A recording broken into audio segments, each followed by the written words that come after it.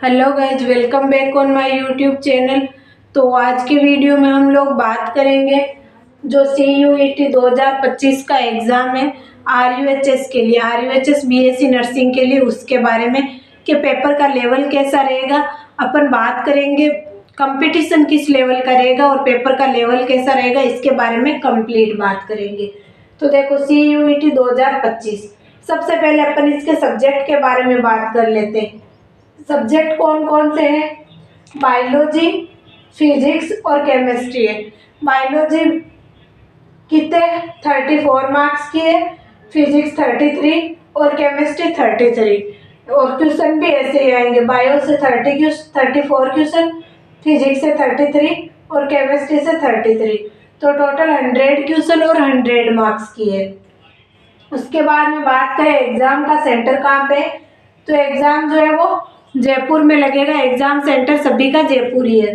उसके बाद में अपन बात करते हैं पेपर का लेवल कैसा रहेगा। देखो पेपर का लेवल इस बार मतलब RUHS की इतनी कंट्रोवर्सी भी हुई है, तो ऐसे थोड़ा सा डिफाइन करना मुश्किल है कि पेपर का लेवल कैसे रहेगा। क्योंकि देखो कंट्रोवर्सी कैसे हुई, पहले मतलब पेपर जो है वो नीट के थ्रू होने वाला था, नीट के एंट्रेंस एग्ज़ाम से, फिर उसको कैंसिल करके फिर से RUHS का किया गया। तो उसके बारे में बात करते हैं। पेपर का लेवल देखो अपन कैसे डिसाइड करते हैं। पेपर का लेवल बेसिक होता है, मीडियम होता है और एक हार्ड होता है। एक होता है कि आउट ऑफ सिलेबस आ रहा है। तो बेसिक पेपर, बेसिक मतलब कोई कोई होता है ना, कोई अपन भी पेपर दे के आते हैं तो कोई भी उस पेपर को देखता है और बोलता है इतना इजी पेपर में मेरे को तो ये भी क्वेश्चन आता है, ये भी क्वेश्चन आता है। तो वो क्या होते हैं, बेसिक लेवल के क्वेश्चन होते हैं जो किसी को भी आ जाएंगे। अगर आप आज से एग्जाम तो कुछ भी नहीं पढ़ोगे ना, तब भी आपको वो क्वेश्चन आएंगे। चाहे आपने कुछ भी नहीं पढ़ा है ना इससे रिलेटेड, तो भी आएंगे, क्योंकि वो होते हैं इतने इजी और बेसिक लेवल के होते हैं। तो बेसिक लेवल के कितना 20 से 30% पेपर जो है वो बेसिक लेवल का आता है। सिर्फ RUHS का बात नहीं कर रही मैं, चाहे नीट का पेपर हो चाहे किसी एग्जाम का पेपर हो, जो 20 से 30% पेपर होता है ना, वो बेसिक लेवल का ही आता है। क्योंकि जो पेपर बना रहा है एग्जामिनर, उसके माइंड में भी क्या चल रहा है, वो ये तो नहीं सोच रहा है ना कि सारे स्टूडेंट एक IQ लेवल के सभी को टॉप करना है। उसके माइंड में तो जैसे मतलब स्ट्रेटेजी, कोई एक इंसान तो पेपर बना नहीं रहा, बहुत सारे बना रहे, तो उनके माइंड में यही होता है कि जितने भी स्टूडेंट पेपर दे रहे, चाहे वो किसी भी IQ लेवल के हो, सारे इसको पास करने चाहिए। तो वो उस हिसाब से बनाते हैं कि सबसे पहले इजीएस्ट क्वेश्चन दो, फिर थोड़े और हार्ड दो, फिर और हार्ड दो। इजी वाले तो सभी कर लेंगे, हार्ड वाले जिन्होंने सही से स्टडी की है, मतलब ऐसे भी नहीं बहुत सारी स्टडी करने की ज़रूरत है, तो मीडियम वाले जो जिन्होंने सही से स्टडी की है वो वाले क्रैक कर सकते हैं। हार्ड वाले वही करेंगे जिन्होंने बहुत अच्छे से स्टडी की है, जिन्होंने PYQ किया है, रेगुलर क्लासेज की है, थ्योरी की है। तो हार्ड वाले भी क्वेश्चन सॉल्व कर लेंगे और उनको टॉप की कॉलेज मिल जाती है। तो 3 कैटेगरी में डिसाइड होता है पेपर। जो पेपर बनाते हैं उनका माइंडसेट यही होता है, सबसे पहले बेसिक क्वेश्चन दो। बेसिक क्वेश्चन 20 से 30% पेपर, चाहे कोई सही हो, बेसिक आता है, कोई भी उसको सोल्व कर सकता है। उसके बाद में मीडियम, जो 30 से 40% होता है ना पेपर, वो मीडियम आता है। मतलब एवरेज स्टूडेंट जो होते हैं ना, वो मीडियम, जो मीडियम लेवल का पेपर होता है ना, उसको मतलब क्रैक कर सकते हैं, ऐसे सॉल्व कर लेंगे वो क्वेश्चन। तो कितने टोटल 60% जो पेपर है ना वो तो इजी आता है। जो 40% पेपर हो गया, अब वो क्या होता है, हार्ड होता है। उनमें से भी 20% ज़्यादा हार्ड नहीं होता। मतलब अगर आपने थोड़ा सा भी सही से पढ़ा है, कंपेरेटिव स्टडी की है, जैसे अगर आपको एक क्वेश्चन एक बार नहीं आया तो आपने उसको बार बार क्वेश्चन को किया, उसको बार बार बुक से देखा है, PYQ में उसको देखा है कि ये बार बार हर एग्ज़ाम में कैसे अलग अलग तरीके से रिपीट होता है, तो ये सारी चीज़ें की है, तब आपको 20% आ जाएगा। तो 80% की बात होगी। उसके बाद में बच रहा है 20%। तो 20% ऐसा होता है, उसके लिए पेपर ऐसा होता है, उसके लिए आपको बहुत पढ़ना होता है। क्योंकि एग्जामिनर भी ऐसे नहीं है सारे क्वेश्चन ही इजी कर देंगे, वो भी थोड़े बहुत क्वेश्चन को घुमाते हैं, ट्रिकी करते हैं, ताकि जो स्टूडेंट है, क्योंकि उससे जो 20% पेपर होता है उससे ही तो डिसाइड होती है टॉप कॉलेज मिलेगी। 95% से अबव किन के मार्क्स आएंगे, वो 20% ही तो डिसाइड करता है। इसलिए 20% को थोड़ा सा घुमा फिरा के देते हैं, ताकि सारे स्टूडेंट उसको सॉल्व नहीं कर सके, जो इसके काबिल है कि उनको अच्छी कॉलेज 95 से अबव मिलना चाहिए, तो वो ही उसको कर सके। इसलिए जो 20% पेपर होता है ना, वो ही घुमा फिरा के आता है, बाकी नहीं आता। बाकी 20% थोड़ा सा हार्ड आता है, 20% बहुत हार्ड आता है। बाकी जितना भी 80% जो 60% पेपर है ना, वो बहुत इजी आता है। 60 नंबर तो सभी के आने ही चाहिए, अगर आपने सच में इसके लिए कुछ पढ़ा है तो, क्योंकि पेपर का लेवल उस हिसाब से ही बनाया जाता है कि 60% तो सभी के आने ही चाहिए। तो ये ऐसे डिसाइड होता है कि पेपर का लेवल कैसे होगा।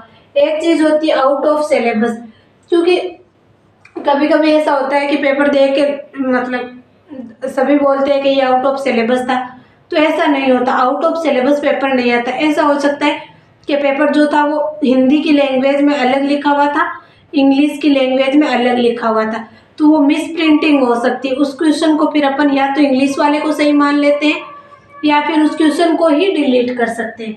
तो यह चीज़ हो सकती है, लेकिन आउट ऑफ सिलेबस कभी नहीं आता।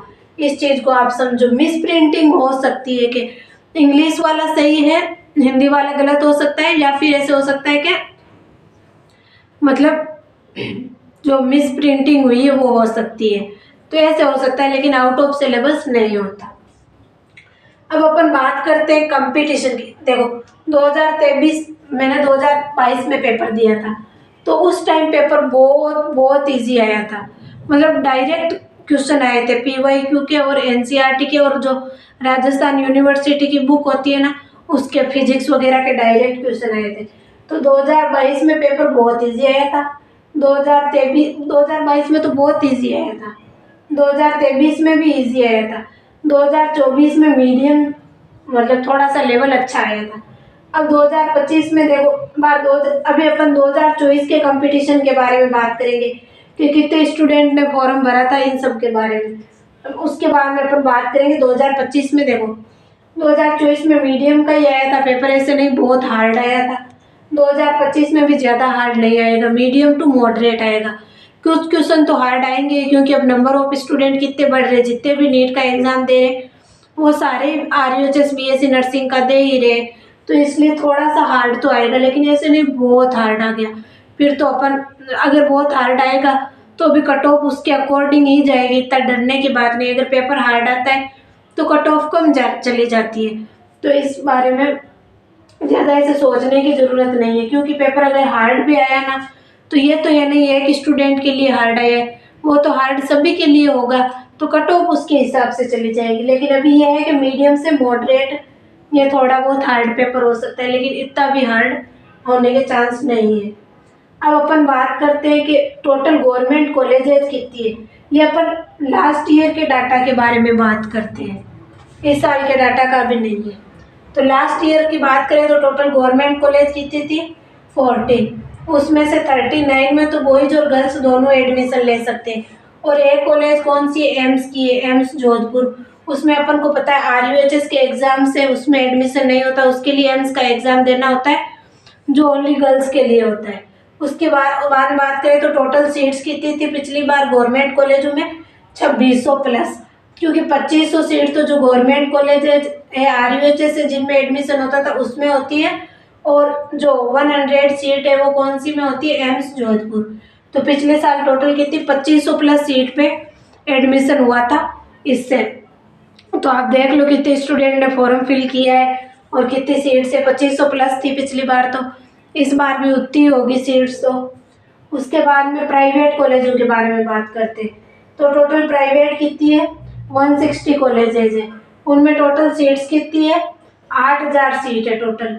और फीस कितनी लगती है, फीस के बारे में अपन अभी बात नहीं करेंगे, क्योंकि ये पिछले साल तो बहुत ज़्यादा लगी थी। बाकी गवर्नमेंट में तो फिक्स है, लड़कियों के लिए 21,000 पर ईयर और लड़कों के लिए 51,000। लेकिन प्राइवेट की कोई फिक्स नहीं है। जैसे पिछली बार थर्ड राउंड की काउंसलिंग ऐसे हुई थी, तो उस टाइम बहुत ज़्यादा फीस भी लगी थी।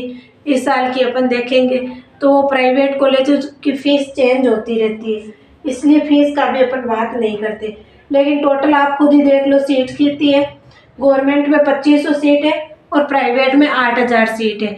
अब देख लो कितने स्टूडेंट ने एडमिशन मतलब कितने स्टूडेंट ने फॉर्म फिल किया है, उसमें से कितनों का सिलेक्शन होना है। गवर्नमेंट में तो 2500 का ही होना है।